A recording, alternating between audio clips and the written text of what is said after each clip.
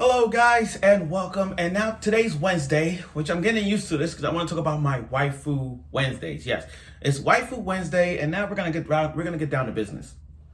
So, as you know, I wear my straw hat shirt because it's time to talk about one of my favorite waifus out there. Last week I did Hinata Hyuga from Naruto, and Hinata is still my number one waifu to this day.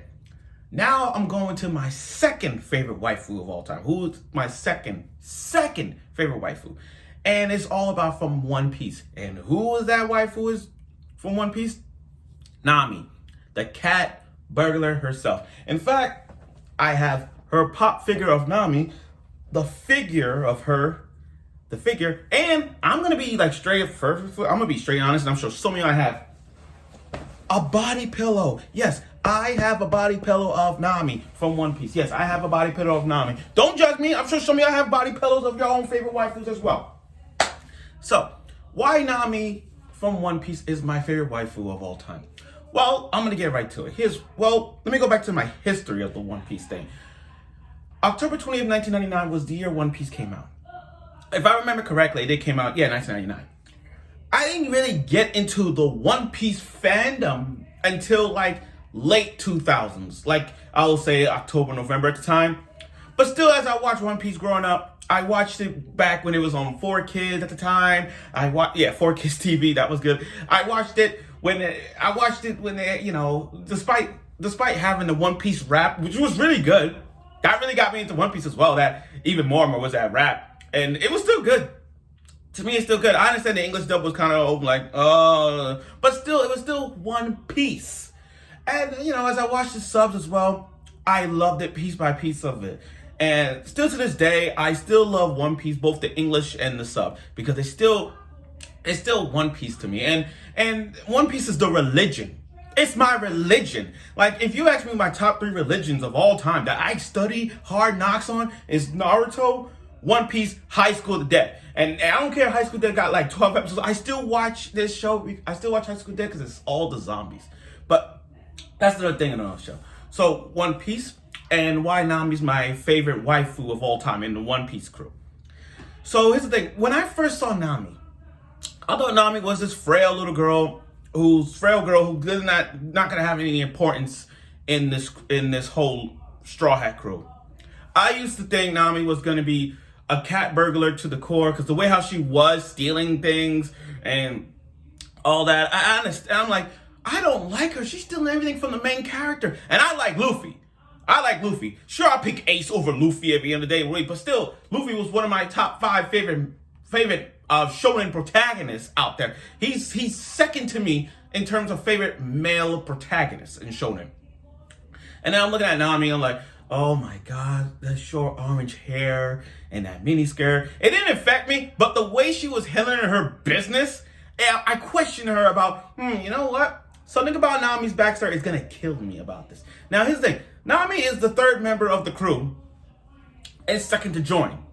So if you look at the crew, it's Nami, Zoro, and Luffy, Zoro, and Nami. But then you look at Nami was second to join.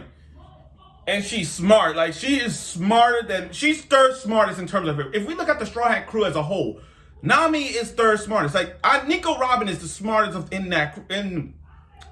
Nami, but Nami is 3rd smartest. Like, in terms of knowing where to go and the direction that everybody needs is the map, that's Nami's perspective. Now, here's about Nami. Now, I'm not going to spoil as much because people don't know Nami like that.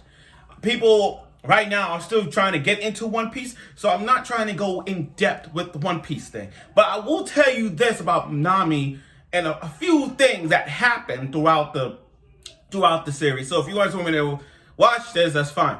So here's the thing. Nami's my waifu still because of the fact that her backstory hit me so hard.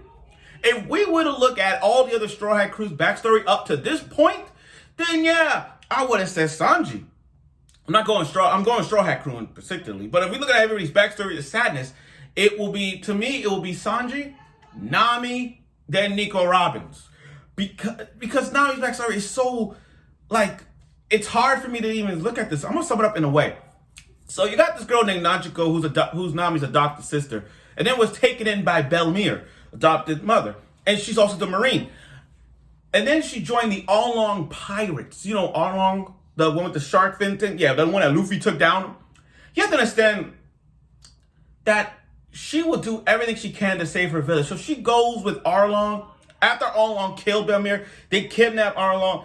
Arlong kidnapped Nami and forced Nami to make maps of the world. And that's what Nami wants to do. Nami wants to make the map of an entire world. So when Arlong grabbed Nami, she just makes maps for Arlong crew. And in order to keep the village safe. So, and what makes it worse is that she had a tattoo on her with the Arlong crew, that she's part of the freaking crew. And it was, and the way how she was cutting it, like early on, like as she got older, the way how she realized what she did was wrong, and they cut it off it was disturbing to see it, but she got rid of her tattoo. It was a symbol of her joining, it was force her to join the crew, and she did. And that was kind of sad. But again, I'm not going to sum up all the details in that one. But like I said, if you watch Nami's backstory, you understand just how sad it is. Like, she lost an adopted mother, like, for God's sake. And she was in the Marines. Like, come on. I don't know what to even begin with that. Now, when her first bounty came up 16 million, I'm like, oh, she was surprised at herself. I mean, being a cat burglar like she can, being a thief and all that, she rose up to 66 million. And not only that, you have to understand the depths of battle she had to go through in the suspense that she may not be the strongest. And I want to quote the strongest because, yeah, Luffy's strong, Zoro is strong, Sanji is strong, Nico Robin is strong, Frankie and Brooke. But what about Nami?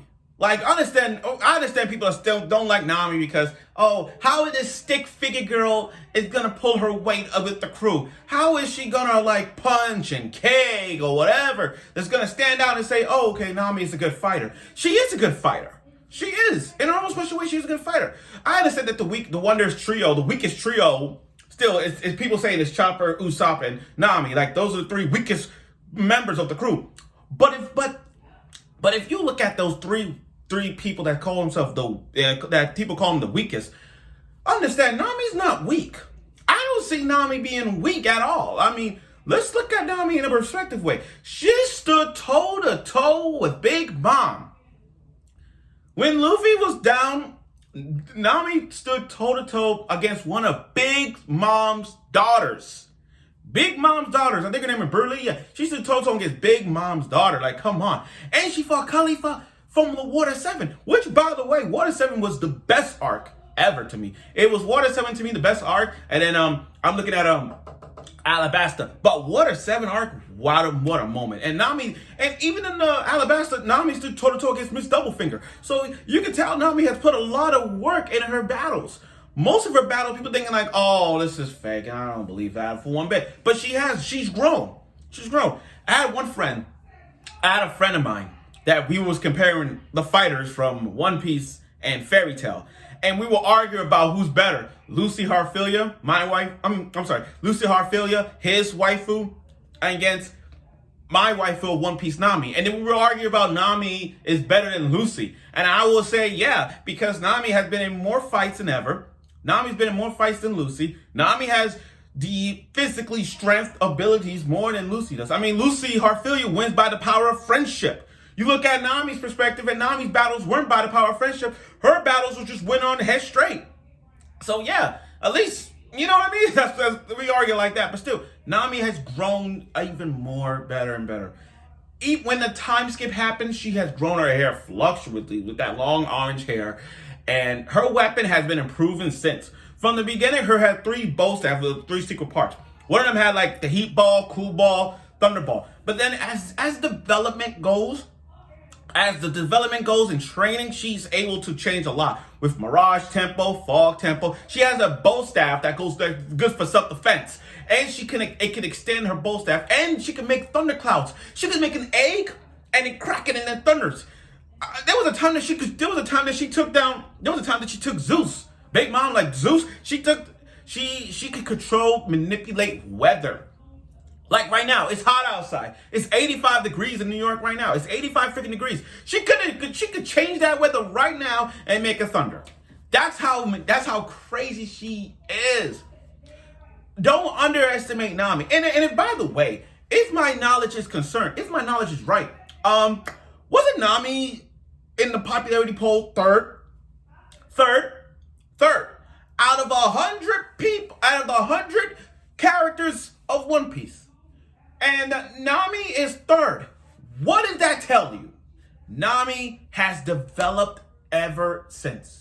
From the moment we saw her as a cat burglar who just steals people's treasures and just going on the Grand Line by herself, to acknowledge Luffy as being part of the member of the crew now, from going toe-to-toe from people from Alabasta, Skyperia, Whole Cake, Water 7, any of all the arcs, she has stepped up her game. Even Punk Hazard was the stepping point of her, she don't want her kids, but still, every arc she has developed and developed even more and more, especially in the Wino arc.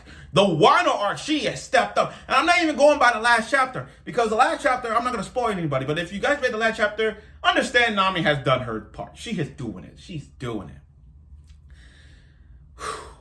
Again, Nami is my waifu of all time in the One Piece, because she is second. If I put her, like where I put her as my top 10 waifus, she's number 2. Because Nami has, like, people see her, oh, she's a stick figure. I want to smash her. Hello.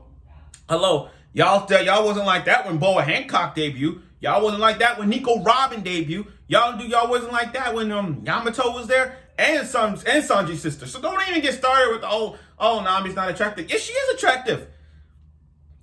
Time skip or not, she has shown she could, how to put this? She has developed and she can fight her battles.